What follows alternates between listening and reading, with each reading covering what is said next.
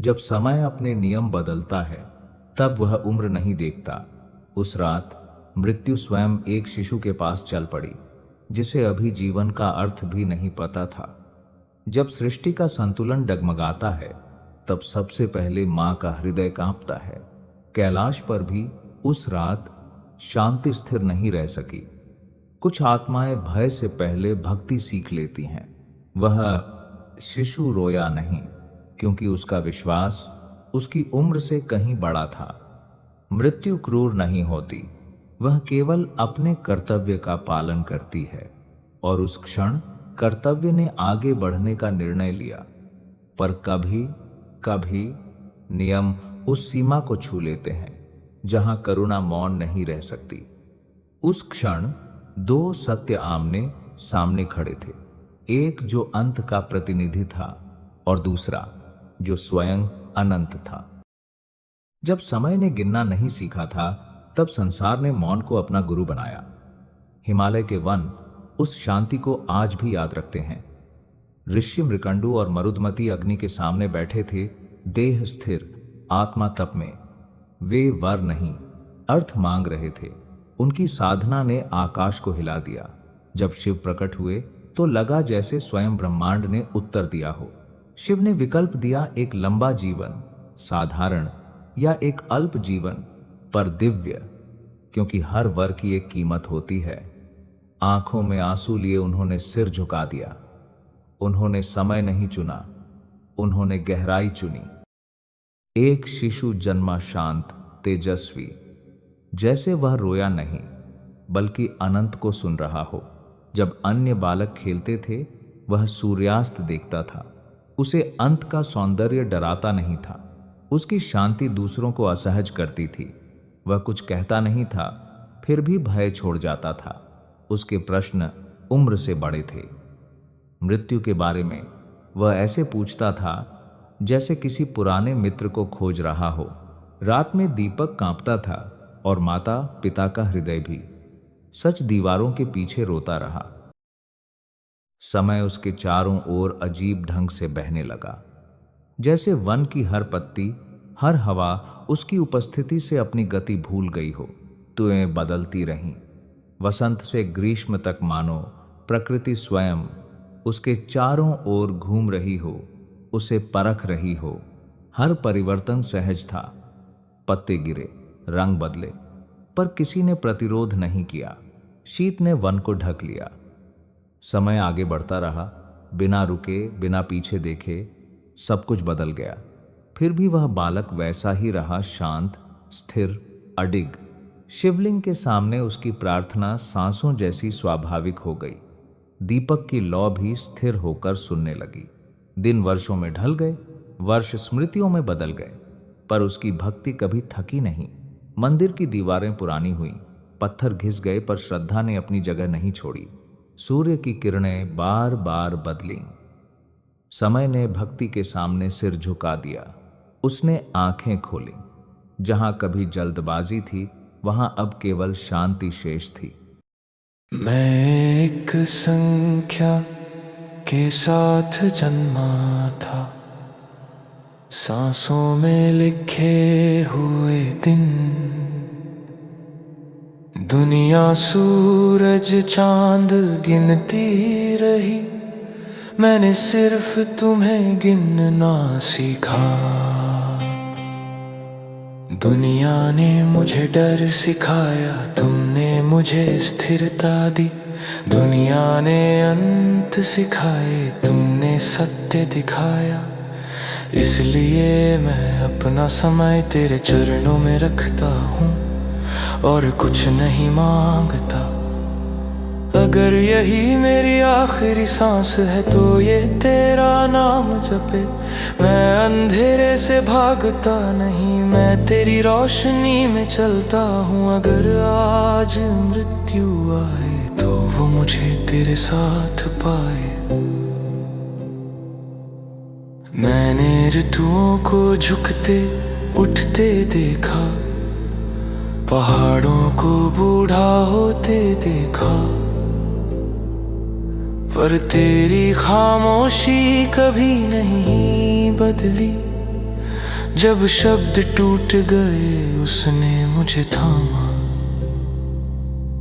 Pre coarse वे मेरे कल के लिए प्रार्थना करते हैं, मैं तेरी उपस्थिति के लिए वे समा को रोकना चाहते हैं, मैं बस तुझ में ठहरना चाहता हूँ। कोरस इसलिए अपना समय तेरे चरणों में रखता हूँ, जैसे फूल जो जानते हैं कि उन्हें गिरना है। मैं नदी से पीछे मुड़ने को नहीं कहता, मैं बस उसके गीत के साथ बहता हूँ। अगर फंदा इस दुनिया का नियम है तो मेरी भक्ति उसका अंत बने। अगर मृत्यु मेरे सामने खड़ी हो तो वो तेरे नाम को प्रणाम करे। मुझे डर नहीं है क्योंकि मैं अकेला नहीं हूँ। अगर तू पत्थर है तो मैं तुझसे लिपटा हूँ। अगर तू अग्नि है तो मुझे तुझ में भस्म होने दे। अंतिम कोरस मेरा डर ले लेने उसे कभी पकड़ा ही नहीं। मेरी सांस ले ले वो हमेशा से तेरी थी, मुझे बचाने के लिए मैं कभी मेरा नहीं था। मैं तो तुझे अर्पित होने के लिए था। मैं जीवित रहूं या प्रकाश में विलीन हो जाऊं, ब्रह्मांड बस यह याद रखे एक बालक ने अपना भाग्य तेरे हाथों में रखा और उसे स्वतंत्रता कहा। ओ मैं तैयार हूँ, मैं तेरा हूँ।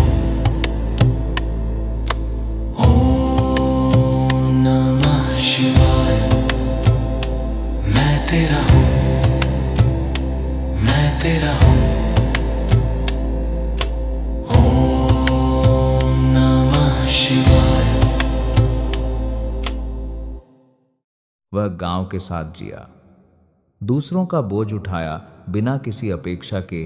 लोग बूढ़े होते गए, चेहरे बदलते गए, पर जानना उसे जीवन से अलग नहीं कर सका। उसकी मुस्कान में कोई प्रतीक्षा नहीं थी, आनंद उसने कभी कल पर नहीं छोड़ा। गांव बदलता रहा, झोपड़ियां घर बनी, पीढ़ियां आगे बढ़ीं। बच्चों की हंसी देखकर वह भी हंसा। उस क्षण भाग्य ने भी कदम रोक लिया। माता पिता उसे देखते रहे। प्रेम अब तिथियों और दिनों से डरने लगा था। पिता ने दृष्टि फेर ली, आशा कांप रही थी, पर शब्द मौन रहे। मां ने उसके चेहरे को छुआ। समय पहली बार निर्दयी महसूस हुआ। दीपक की रोशनी में वे साथ बैठे। मौन ने वह कह दिया जो शब्द नहीं कह सके। उसकी मुस्कान आश्वासन बनी। स्वीकार शांति की तरह खड़ा रहा। पत्थर पर बनी रेखाएं अब लगभग पूरी हो चुकी थीं। हर नई रेखा के साथ समय और तेज और निर्दयी होकर गिनने लगा। अंतिम निशान उकेरा गया। पत्थर की धूल गिरी और उसके साथ अंत और भी समीप आ गया। तारों से भरे आकाश के नीचे वह अकेला खड़ा रहा। इतने बड़े ब्रह्मांड में भी भय उसके पास नहीं आया। नक्षत्र अपनी जगह बदलते रहे, आकाश घूमता रहा, जैसे पूरा ब्रह्मांड इस एक क्षण का साक्षी बन गया हो। उसने धीरे से आंखें बंद की। उसके हृदय में किसी चिंता का नहीं, केवल शांति का शासन था। माता पिता प्रार्थना में डूबते चले गए। जो भय उसे छू नहीं सका वही अब उन्हें चारों ओर से घेरने लगा। आंसू भूमि पर गिरे और धरती भी उस वेदना को महसूस करने लगी। प्रेम ने नियति के सामने हार मानने से इनकार कर दिया। दूर अंतरिक्ष में शिव सब देख रहे थे।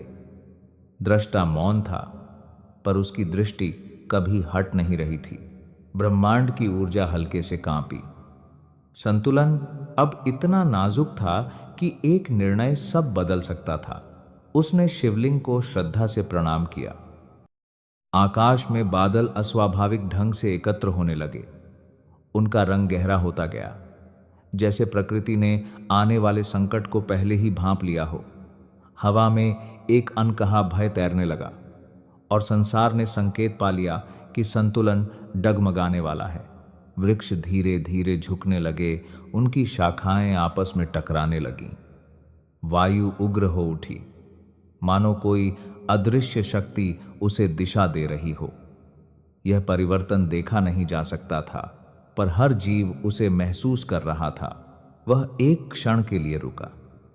वातावरण असामान्य रूप से भारी था, जैसे पूरी सृष्टि सांस रोके खड़ी हो।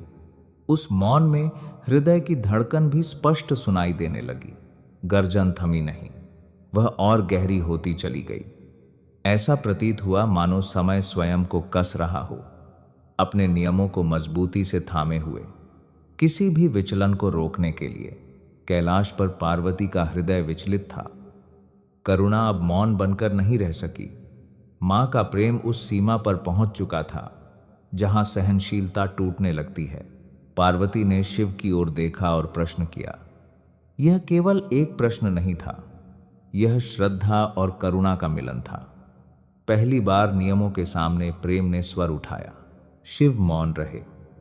उनका मौन शून्य नहीं था, उसमें पूरा ब्रह्मांड समाया हुआ था। उत्तर वही था, पर अभी उसे शब्दों में ढलना शेष था। क्षण भर के लिए ब्रह्मांड की गति धीमी पड़ गई। ग्रह, नक्षत्र और समय सब जैसे निर्णय की प्रतीक्षा में ठहर गए हों। स्वयं समय भी आगे बढ़ने से पहले हिचकिचाया। उसने माता पिता से प्रार्थना रोकने का अनुरोध किया। उसके स्वर में कोई भय नहीं था, केवल स्वीकार और कोमल शांति थी, मानो वह उन्हें आश्वस्त कर रहा हो। वे भीतर से टूट गए। वर्षों का प्रेम, आशाएं और सपने उस एक क्षण में कांप उठे। प्रेम ने उस अनिवार्य सत्य को स्वीकारने से साफ इनकार कर दिया। यम अपने लोक में तैयार हुए। उनके मुख पर न क्रोध था न करुणा, केवल कर्तव्य की गंभीरता थी जो उन्हें आगे बढ़ने के लिए बाध्य कर रही थी। चित्रगुप्त की लेखनी क्षण भर को कांप उठी। लेखा जोखा करने वाली उंगलियां रुक गईं। भाग्य भी जैसे एक पल के लिए अपने निर्णय पर पुनर्विचार करने लगा। अंतिम दिवस का सूर्योदय हुआ। प्रकाश सामान्य था, पर उसका अर्थ असामान्य। समय ने अपने वचन को निभाने की तैयारी कर ली थी। बिना किसी भाव के उसने नदी में स्नान किया। जल ने शरीर को छुआ, पर मन पहले से ही निर्मल था। उसने क्षण को शुद्ध किया, पर भय को अपने भीतर प्रवेश नहीं करने दिया। माता पिता उसे देखते रह गए। शब्द साथ छोड़ चुके थे, केवल दृष्टि थी जिसमें प्रेम, पीड़ा और असहायता एक साथ ठहरी हुई थी। वह दृढ़ कदमों से शिवलिंग की ओर बढ़ा। अब यह उसका व्यक्तिगत मार्ग नहीं था, यह भक्ति द्वारा चुना गया पथ था, जहां आत्मसमर्पण ही शक्ति बन जाता है। आश्रम के दीपक अचानक कांप उठे। उनकी लौ अस्थिर थी, जैसे अग्नि भी आने वाले क्षण को समझ गई हो और स्वयं साक्षी बनना चाहती हो। तूफान और उग्र हो गया। आकाश, पृथ्वी और वायु सब एक साथ प्रतिक्रिया दे रहे थे। समय ने अपनी पकड़ और कस ली, मानो अब पीछे हटना संभव न हो। उसने माता पिता को गले लगाया। यह आलिंगन शब्दों से परे था। प्रेम ने बिना कुछ कहे विदा ली और स्मृति बनकर रह गया। वह अकेला आगे बढ़ा। साहस उसके साथ था, भय कहीं पीछे छूट गया। उस क्षण संसार थम गया और वह नियति की ओर शांत कदमों से बढ़ चला। यम ने मृत्युलोक में प्रवेश किया। सीमाएं धुंधली पड़ गईं और यथार्थ की सतह पर तरंगें फैलने लगीं। ऐसा लगा मानो दो लोक एक ही क्षण में सांस ले रहे हों। यम के चरण रखते ही भूमि चटक उठी। अंधकार भीतर से रिसने लगा, जैसे नियम स्वयं धरती को चीरकर आगे बढ़ रहा हो। धर्म ने अब संसारों की सीमा पार कर ली थी। आकाश अस्वाभाविक रूप से गहराने लगा। बादल भीतर की ओर घूमते गए, जैसे प्रकृति स्वयं पीछे हट रही हो। सृष्टि ने इस उपस्थिति को स्वीकार नहीं किया। आश्रम के चारों ओर समय धीमा पड़ गया। वर्षा की बूंदें मध्य आकाश में थम गईं। क्षण लंबा हो गया, जैसे अनंत ने उसे पकड़ लिया हो। पक्षी उड़ते उड़ते स्थिर हो गए। पंख फैले रहे, पर गति समाप्त हो गई। संपूर्ण सृष्टि ने स्वयं को थाम लिया। मार्कंडेय शिवलिंग के समक्ष घुटनों के बल बैठा। आंखें बंद थीं और समर्पण पूर्ण था। उस क्षण उसकी भक्ति अडिग खड़ी रही।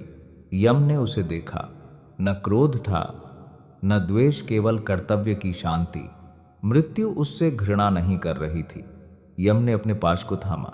ऊर्जा उसके चारों ओर लिपटने लगी। नियम अब क्रिया में उतरने को तैयार था। मार्कंडेय ने शिवलिंग को और कसकर पकड़ लिया।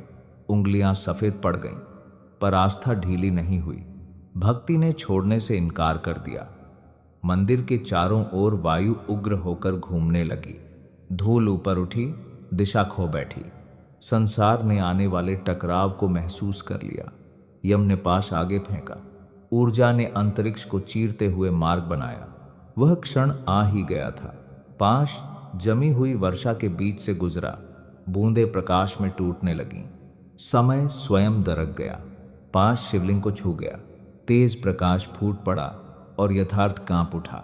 असंभव घटित हो गया। शिवलिंग में दरारें उभर आईं। पत्थर के भीतर से दिव्यता बहने लगी।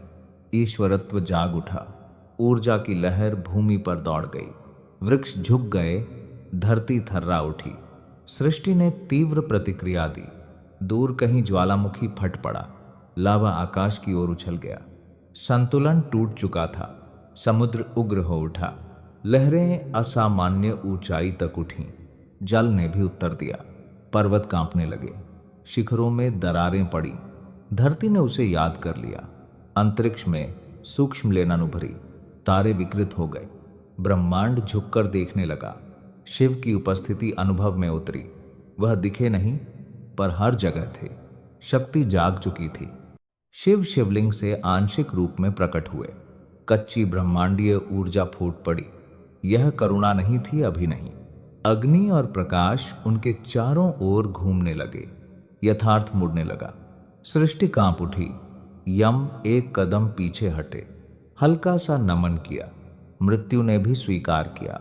पार्वती ने असंतुलन को महसूस किया। हृदय कांप उठा। करुणा जाग उठी। पार्वती आगे बढ़ी। उनके पीछे प्रकाश की रेखाएं बनी। संतुलन स्वयं दौड़ पड़ा। शिव पूर्ण रूप में प्रकट हुए। ब्रह्मांडीय क्रोध खुलकर सामने आया। सृष्टि ने सांस रोक ली। शिव की दृष्टि यम पर ठहर गई। उनके बीच यथार्थ विकृत होने लगा। सीमाएं प्रश्न बन गईं। शिव ने त्रिशूल उठाया। ऊर्जा हिंस्र रूप से घूमने लगी। विनाश प्रतीक्षा में था। त्रिशूल की नोक पर ब्रह्मांडीय अग्नि सघन हुई। तारे कांप उठे। अंत समीप था। पार्वती उनके बीच आ खड़ी हुई। प्रकाश ने अराजकता को शांत किया। करुणा ने हस्तक्षेप किया। पार्वती ने दृढ़ स्वर में कहा, बस, यह बालक सुरक्षित है। सृष्टि को आगे बढ़ने दो। उनकी शांति चारों ओर फैल गई। सृष्टि ने संतुलन की याचना की। शिव का क्रोध धीमा पड़ने लगा। ऊर्जा की गति कम हुई। शक्ति ने सुना। शिव ने त्रिशूल नीचे किया। तूफान पीछे हटने लगे। विनाश थम गया। यम ने गहरा नमन किया। पाश प्रकाश में विलीन हो गया। नियम ने करुणा स्वीकार की। शिव की दृष्टि मार्कंडेय पर पड़ी। प्रकाश कोमल हो गया। न्याय रूपांतरित हुआ। मार्कंडेय के चारों ओर प्रकाश फैल गया। भय ने उसका अधिकार खो दिया। मृत्यु पीछे हट गई। दूर माता पिता ने शांति का अनुभव किया। आंसू थम गए। आशा लौट आई। ज्वालामुखी शांत होने लगे। लावा की गति थम गई। सृष्टि संभल गई। समुद्र पीछे हट गया। लहरें शांत हुईं। संतुलन लौट आया। समय फिर से चल पड़ा। वर्षा धरती पर गिरी। संसार की धड़कन लौटी। तारे अपनी सामान्य गति में लौट आए। ब्रह्मांड ने गहरी सांस ली। अस्थिरता समाप्त हुई। शिव की उपस्थिति धीरे धीरे विलीन हुई। प्रकाश मध्यम पड़ा। शक्ति पीछे हट गई। शिवलिंग फिर स्थिर हो गया। दरारें स्वयं भर गईं। मौन लौट आया। मार्कंडेय ने गहरा प्रणाम किया। हाथ जुड़े रहे। कृतज्ञता शेष रह गई। उसके चारों ओर प्रकाश स्थिर हो गया। जीवन नए अर्थ के साथ बहने लगा। अमृता जन्म ले चुकी थी। माता पिता उससे पुनः मिले। आंसू राहत में बदल गए। प्रेम अडिग रहा। आश्रम फिर शांत हो गया। दीपक स्थिर जलने लगे। सामान्यता लौटी। सूर्य शांत रूप से अस्त हुआ। स्वर्णिम प्रकाश फैला। दिन ने कोमल विदा ली। मार्कंडेय ध्यान में लीन हुआ। श्वास धीमी थी, भक्ति शाश्वत रही। ब्रह्मांड शांत और संतुलित था। तारे स्थिर चमक रहे थे। समय चलता रहा पर बदला हुआ।